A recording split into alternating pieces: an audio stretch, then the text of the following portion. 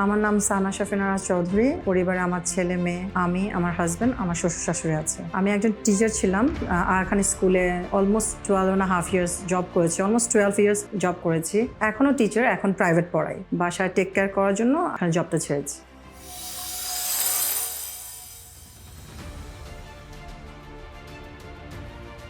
ওর challenge ছিল, ও ফোকাসটা একটু কম ছিল।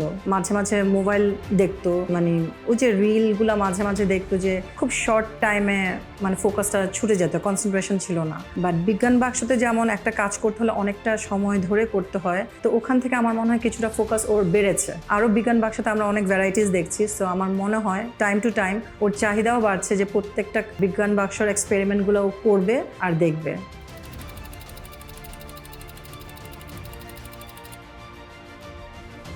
আমি ফেসবুকে অ্যাড দেখেছিলাম, দেন আমাকে আমার মেয়ের বার্থডেতে একজন গিফট করেছিল বিজ্ঞান বাক্স।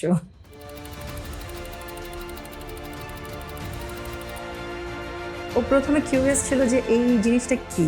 আমি বললাম তাহলে খুলে দেখো জিনিসটা কি। তো ওর ফ্রেন্ড যারা গিফট করেছিল ওদের সামনেই সে কন্ট্রোল করতে পারেনি, ওর বার্থডে দিনই ওরা খুললো, দেখা গেল সব অ্যাক্টিভিটি ছেড়ে বার্থডে ওরা ওটা নিয়েই বসে গেল, because it was really interesting. খুব মজা পেয়েছিল, একটা ম্যাগনেটিক এক্সপেরিমেন্ট পেয়েছিল। সো ওরা সব ফ্রেন্ডরা মিলে ওই এক্সপেরিমেন্ট করতে ব্যস্ত হয়ে গেল।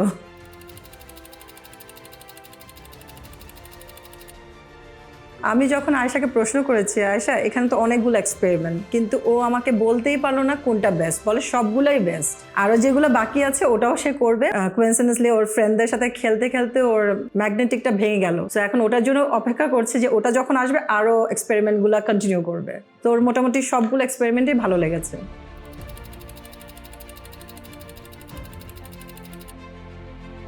হ্যাঁ, ওর মধ্যে যে আমি যেটা বললাম, কনসেন্ট্রেশন একটু কম ছিল, পড়াশোনার ক্ষেত্রে লং টাইম ও বসতে যেত না। এখন যেমন ওর মধ্যে একটা আসছে যে আমি কমপ্লিট করে আমি তারপরে কাজটা করব। মাঝখানে আগে যেমন কিছুটা কমপ্লিট করে চলে যেত, টিভি দেখবে বা খেলবে, এখন যেমন ওর মনোযোগটা একটু বেড়েছে আমার যেটা মনে হচ্ছে আগে থেকে। এই বিজ্ঞান বাক্সর কারণে ওর সায়েন্স যে সাবজেক্টটা আছে ওটার প্রতি ইন্টারেস্টিং আরও প্রখর হয়ে গেল, কারণ ওখানে প্রত্যেকবারই ওদের স্কুল থেকে ওকে প্রজেক্ট দেওয়া হয়। তো এখানে দেখা যায় ও অনেক সময় রিলেট করলো, একটা ফ্যান বানানো ওর বাবার সাথে বসে, কারণ এখানে মোটরটা ছিল। সো ওটা দিয়ে ও কাগজ কেটে, মোটা একটা কাগজ কেটে ফ্যান বানালো। ওটা স্কুলে চেয়েছিল, তো ও বলল, ও ওখানেও গিয়ে বলেছে যে আমি এখান থেকে মোটরটা কালেক্ট করেছি আর ফ্যানটা আমি নিজে বানিয়েছি। এই জন্য ও ইন্টারেস্ট বাড়লো, কারণ টপিকগুলো ডিফারেন্ট ডিফারেন্ট পাচ্ছে। বিজ্ঞান বাক্স ভ্যারাইটিস টপিক আছে, তো এই জন্য ওর চাহিদাটাও বাড়লো। অ্যাট দ্য সেম টাইম ও সায়েন্সের প্রতি খুব ইন্টারেস্টিং একটা ফিলিংস ওর গ্রো করলো।